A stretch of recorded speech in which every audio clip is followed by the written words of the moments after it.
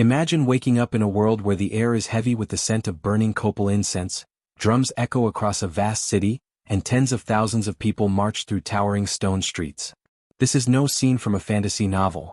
It's the Aztec Empire, a civilization that dazzled and terrified the first Europeans who laid eyes on it. But here's the question. How much do you really know about the life inside this empire? Because the truth is, the Aztec world was not just about warriors and sacrifices. It was about markets more bustling than any European city, children playing games you'd still recognize today, and emperors who ruled with both terrifying power and fragile uncertainty. And yet, beneath this dazzling civilization there were secrets. Secrets about their gods, their everyday struggles, their punishments, their hidden pleasures, and the mysterious way their empire rose and fell in what seemed like the blink of an eye.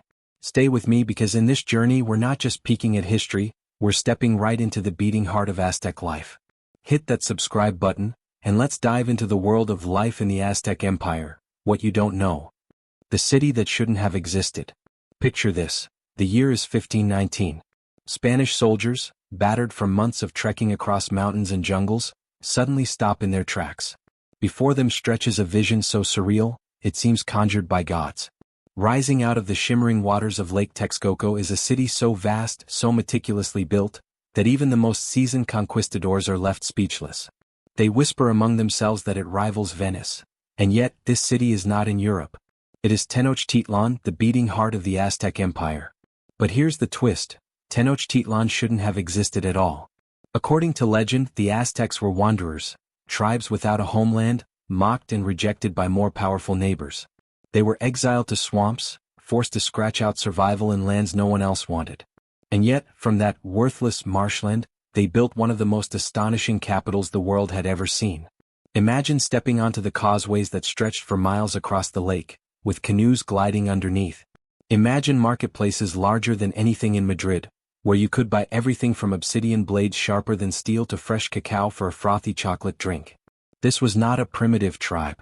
This was a metropolis that functioned with aqueducts, sewage systems, schools, and laws. But behind the glitter of this urban miracle lies the real story, the daily life of the Aztecs. What was it like to grow up in this empire? To wake in the morning as a child, a farmer, a merchant, or even a captive taken in war?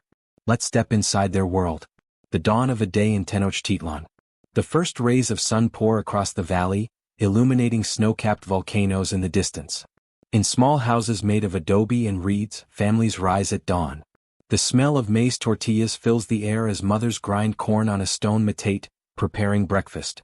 But here's something you don't expect.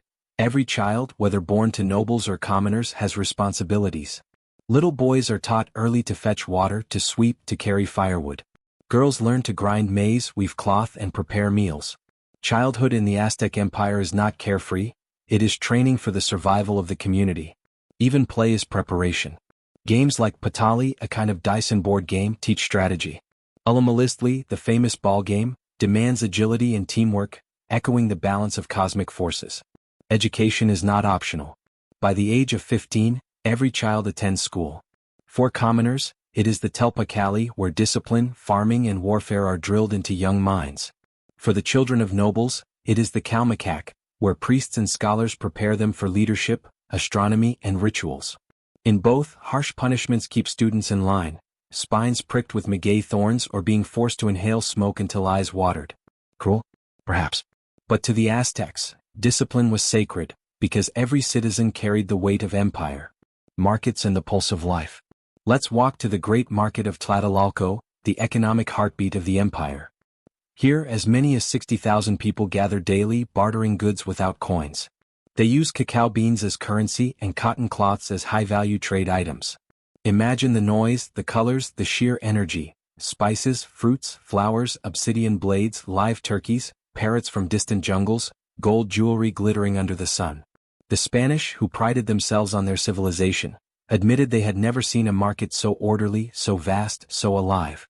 There were inspectors ensuring fair trade, judges to resolve disputes, and designated stalls for every kind of product. And yet, hidden within the order, there's an undertone of suspense. Because not everything being sold is so ordinary.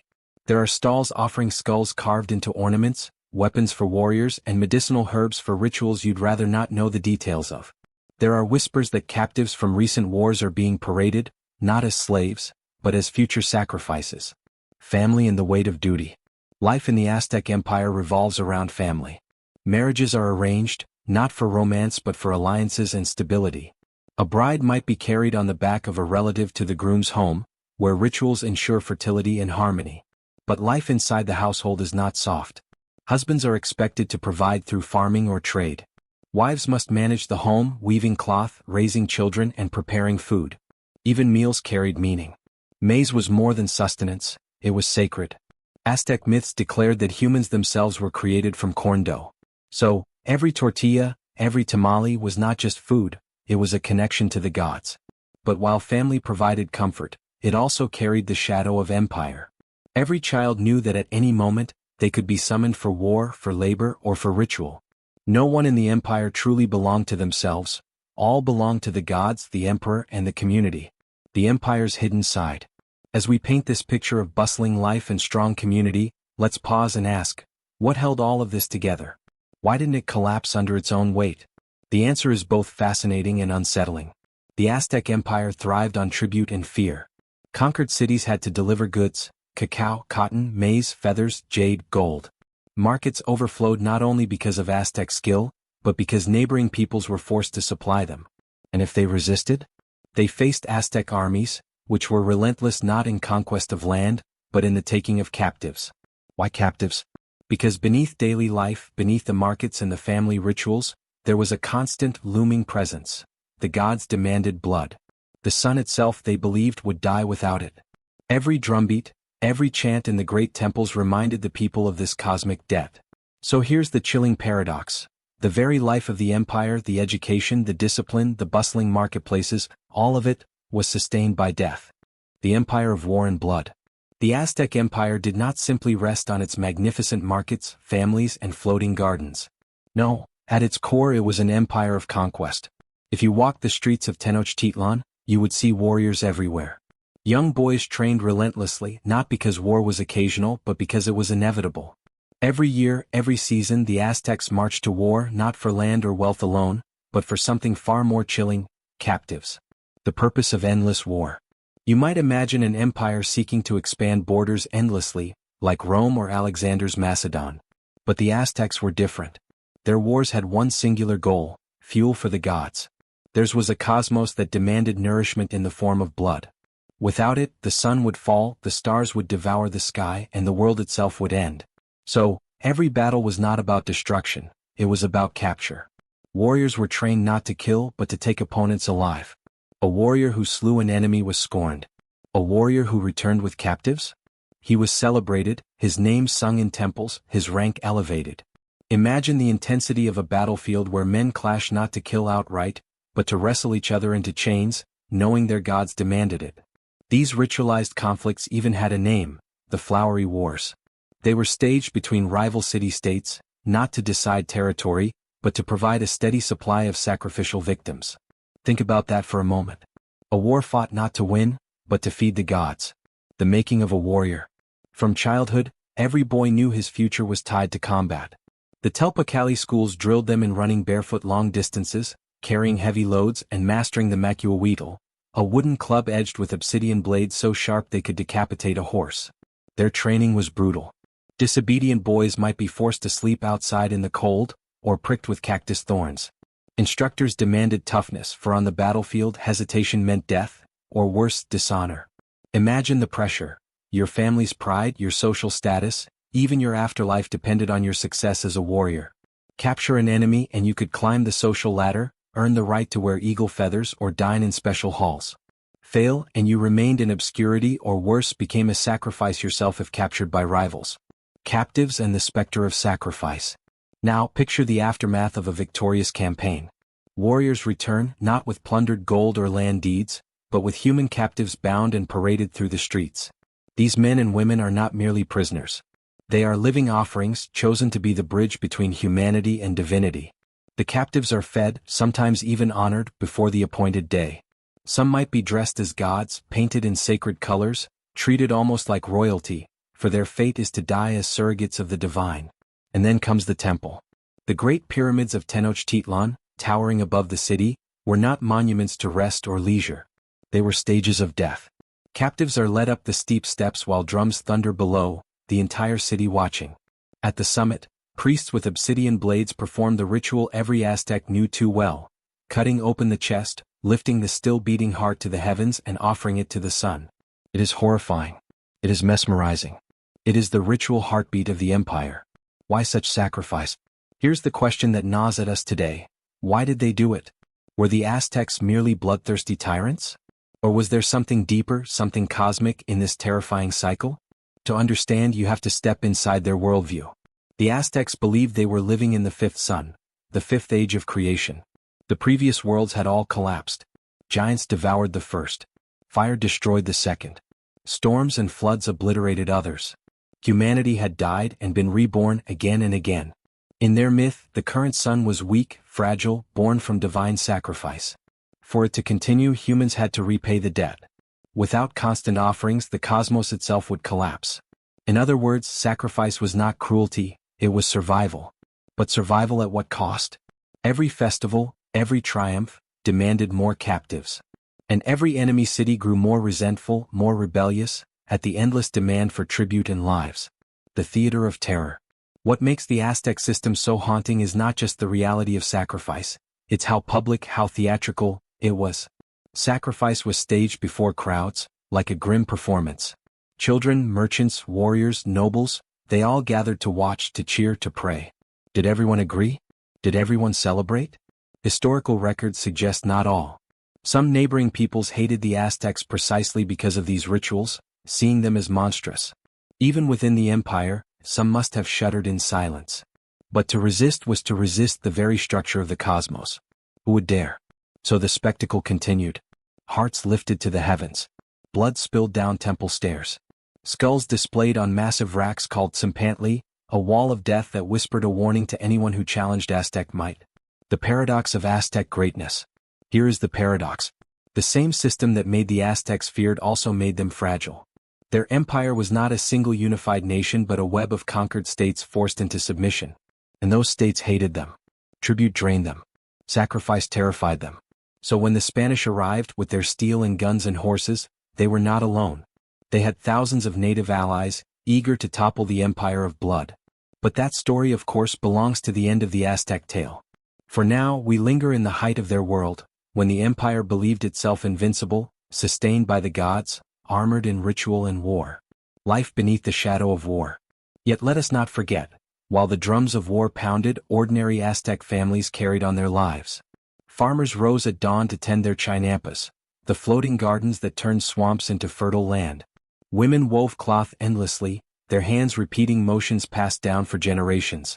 Children laughed at games, priests studied the stars, and merchants sailed their canoes laden with goods. But always, somewhere in the city, the temple loomed. Always, the possibility of capture, tribute, or sacrifice hovered like a shadow. Life in the Aztec Empire was a mixture of extraordinary order and extraordinary dread. And perhaps that is what makes it so compelling, so haunting to us today. It was a world where the marketplace and the altar, laughter and screams, coexist side by side. The world of gods, festivals, and the cosmic debt. When you walked through the streets of Tenochtitlan, you couldn't escape the presence of the divine. The city itself was built as a sacred map, aligned with the four directions, centered on the great Templo Mayor. Every canal, every street, every market stall lived under the watchful gaze of gods who demanded attention every single day. But the Aztec gods were not distant or abstract. They were powerful, unpredictable, and deeply intertwined with human life. To live in the Aztec Empire was to live inside a cosmic story, one where every person played a role in keeping the universe alive. The Pantheon of Paradox. The Aztecs had hundreds of gods, each tied to natural forces, daily needs, or cosmic struggles. At the top stood Huitzilopochtli, the hummingbird god of the sun and war, the very heart of the empire. He was not gentle. He was a god who demanded constant offerings of blood to ensure the sun would rise again. Every sunrise was a victory, but also a warning. Without nourishment, the sun might not return. Beside him stood Tlaloc, the god of rain and fertility, who could bless with bountiful harvests or punish with devastating drought. Imagine being a farmer, staring at the sky, praying desperately to Tlaloc to open the heavens. Sometimes, children were sacrificed to him, because the Aztecs believed their tears could summon rain. And then there was Quetzalcoatl, the feathered serpent, a god of wind, knowledge, and creation. He was gentler, associated with learning, art, and civilization. Yet even he lived within the cycle of sacrifice and struggle. The Aztec gods were not simply loved, they were feared. They embodied contradictions: life and death, beauty and horror, creation and destruction. To worship them was not to find comfort, but to confront the raw power of existence itself. A calendar of rituals. Now, imagine your life shaped not by a workweek or seasons, but by a sacred calendar. The Aztecs lived by two interwoven calendars, a 260-day ritual calendar and a 365-day solar calendar. Together they formed a complex cycle that dictated when to plant crops, when to go to war, and when to perform ceremonies. Every month of the Aztec year had a festival, each dedicated to a specific god. Some were joyous, filled with dance, music, and feasting. Others were grim, demanding sacrifice and ritual bloodletting. Life was a constant rhythm of celebration and dread. Take the festival of Panquetzaliztli, dedicated to Huitzilopochtli. It was a month of grand parades, banners fluttering in the air, and warriors dancing in honor of the sun. But it culminated in mass sacrifices, hundreds of captives slain to ensure the sun's continued journey across the sky. Imagine the entire city gathered, tens of thousands watching, as drums boomed and smoke filled the air. This was religion not as private belief, but as overwhelming theater. The sacred games of death and rebirth. Religion was not confined to temples. It infused play itself. The famous Mesoamerican ball game, Ulamalisli, was more than sport, it was a ritual. Players used only their hips, elbows, and knees to keep a heavy rubber ball in play, trying to send it through a stone ring mounted high on the court walls. But here's the haunting twist. The game symbolized the eternal battle between the forces of day and night, life and death. Sometimes, the losing team, or even the winners, could be sacrificed, offered to the gods as representatives of cosmic struggle. So picture it. Crowds cheering in the stands, the sound of the ball thudding against stone, sweat dripping down the players' faces, every move echoing the movements of the sun and moon. Sport, ritual, and death blended seamlessly. The role of priest. Behind every festival and ritual stood the priests, men who dedicated their lives to interpreting the will of the gods. They were astronomers, mathematicians, historians, and ritual specialists all at once. Their daily duties were grueling. They rose before dawn, performed bloodletting on themselves, and oversaw sacrifices. Their bodies bore scars from years of ritual cuts. Their hair was long and matted, their clothes blackened by soot from temple fires. To the Aztec people, these priests were mediators between humans and gods, guardians of cosmic balance. But imagine the psychological burden. If the sun failed to rise, if rains did not come, the blame could fall on the priests. Every calculation of the calendar, every ritual performed, carried the weight of survival for millions. Blood is sacred currency. One theme runs through it all: blood. For the Aztecs, blood was life and life was death. They believed humanity owed existence itself to the gods who had sacrificed themselves to create the current world. To repay that cosmic debt, humans had to give back what was most precious: their own life force. But here's a detail many don't know: sacrifice was not always about death. Ordinary Aztecs, even children, practiced bloodletting, pricking ears, tongues, or limbs with thorns and offering drops of blood to the gods. This daily act reinforced the idea that every person, not just captives, carried responsibility for sustaining the universe. Think about it. In the Aztec worldview, your heartbeat was not just your own. It belonged to the cosmos. Awe and terror in the city. Now let's walk again through Tenochtitlan, this time during a festival. Picture the streets alive with dancers in feathered costumes, conch shells blowing, incense smoke rising in thick clouds. Children run between stalls selling tamales and cacao drinks, merchants trade obsidian knives, nobles parade in glittering cloaks. The entire city is transformed into a stage for the gods. And then the drums change. The crowd grows hushed. Captives are led up the Great Pyramid. The priest raises his blade. The sun glints off obsidian. A heart is lifted to the sky. The people cheer not in cruelty but in relief, because the sun will rise tomorrow and life will continue. This is the paradox of Aztec life. Festivals were both celebrations and executions. Joy and horror blended together in ways that defy our modern categories. Did they believe it? Here's a question that historians still wrestle with. Did the Aztecs truly believe in the necessity of sacrifice, or was it also a tool of power? The answer is probably both. To the people, sacrifice was cosmic duty. To the rulers it was also political theater. The public rituals kept the population in awe, reinforced loyalty and terrified enemies. Imagine being a visiting ambassador from a rival city, forced to watch hundreds of captives die in a single ceremony. Would you think twice before defying the empire? Absolutely. The spiritual burden. For the Aztecs, spirituality was not comfort, it was responsibility.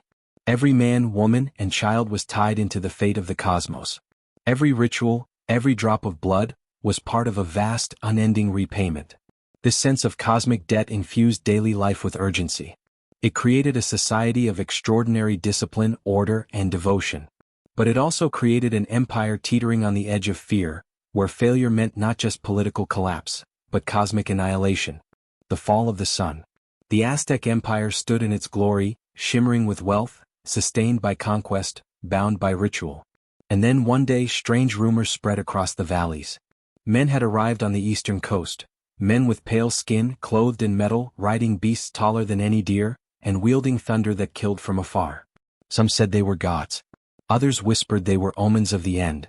This was 1519, the year Hernán Cortés and his band of conquistadors marched toward destiny. But their story was only one piece of the puzzle. The true drama was not simply Spain versus the Aztecs. It was the collision of worlds, myths, and choices that would tear an empire apart. Omens of doom. The Aztecs believed the cosmos spoke through signs. And in the years before the Spanish appeared, the empire was haunted by omens. Chroniclers tell of a comet blazing in the night sky. Flames that seemed to erupt from the heavens. Strange visions seen by priests. And most unsettling of all, whispers that the god Quetzalcoatl, the feathered serpent who had once left the land promising to return, was on his way back. So when news came of pale-skinned strangers arriving by sea, some wondered, was this the return of Quetzalcoatl? Was the prophecy unfolding? Even Emperor Moctezuma too wrestled with the question, his confidence shaken by fear that destiny itself was turning against him. The Spanish March. Cortés and his few hundred men should never have stood a chance. Against an empire of millions, with cities larger than anything Spain had seen, their steel and horses were powerful, but hopelessly outnumbered. And yet, here is where the Aztec story twists. Because not all of Mesoamerica was Aztec. Many city-states resented Tenochtitlan, despised the endless tribute and feared the sacrifices. To them, Cortés looked less like an invader and more like a liberator. The Totonacs, the Tlaxcalans and others joined him, swelling his ranks with tens of thousands of native allies. The Aztec Empire had enemies everywhere, and those enemies now found their weapon. Moctezuma's dilemma. And what of Moctezuma, the emperor of the Aztecs? Imagine his position. He ruled over the greatest city in the Americas, yet he was paralyzed by doubt.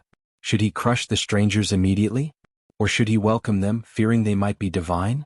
Moctezuma chose caution. He sent gifts of gold, jewels, and fine garments, meant to awe but only stoking Spanish greed. He allowed Cortés to march closer and closer to Tenochtitlan, until the unthinkable happened. The Spaniards entered the capital itself, guests at the heart of the empire. Picture it, foreign men in clanging armor walking the causeways, staring in disbelief at the towering pyramids, the markets overflowing with riches, the canals alive with canoes. They wrote letters back to Spain describing Tenochtitlan as more wondrous than anything in Europe. And yet, behind their wonder was calculation. They wanted it for themselves. The captive emperor. In one of history's most astonishing turns, the Spaniards seized Moctezuma in his own palace. The emperor of millions became a prisoner in his capital, forced to rule through the will of foreigners. The Aztecs tolerated it for a time, confused, unsure, watching events unfold. But beneath the surface, anger boiled. The gods could not be pleased with this humiliation. And soon the city erupted. The Night of Sorrows. The spark came when the Spanish slaughtered Aztec nobles during a festival, fearing rebellion. Outrage exploded. The people rose, hurling stones and spears, cutting off supplies, trapping the Spaniards in the city. The Spanish tried to flee by night, burdened with stolen gold. But the Aztecs struck from the shadows, killing hundreds as they drowned in the canals, dragged down by the very riches they tried to carry. This became known as La Noche Triste, the Night of Sorrows. Cortés wept under a tree, his army shattered, his dream of conquest seemingly doomed. But the Aztecs made a fatal mistake. They had won the battle, but they underestimated the war. The Spanish regrouped, their native allies still loyal, their hunger for revenge sharper than ever. And then fate itself intervened. The invisible enemy. When the Spaniards returned months later, they brought more than steel and gunpowder. They brought smallpox. The disease tore through Tenochtitlan like fire through dry reeds. The Aztecs had no immunity, no defense. Tens of thousands died, including priests, nobles, and warriors. Even Cuitlahuac, Moctezuma's successor, perished. The empire's strength crumbled not from swords, but from microbes carried unknowingly across the ocean.